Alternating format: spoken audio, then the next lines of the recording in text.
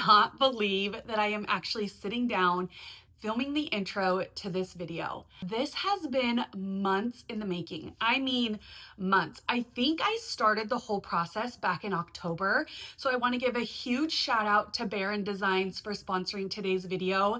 They have completely transformed our space. You guys, it looks incredible. And I'm going to walk you through the whole process right now. I found the perfect beam, and they just so happen to be faux beams. Now, when you are going through the beam process, I highly recommend you order samples.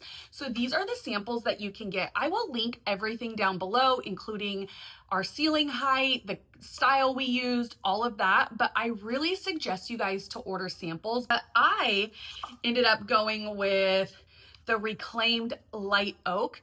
I love that each side has different patterns, which I feel like makes it look super realistic. It's not the same pattern on the whole beam. You know what I mean? So like we can hang one this way, we can hang another one this way. That way you get like variety, and it really does look like a real beam. Now it is foam on the inside and it is super light. We cannot even tell that it is a faux beam. Like my mind was blown. We put them all around the house. We put them on our dining table since that is a forever piece and not going anywhere. We put them on our floors.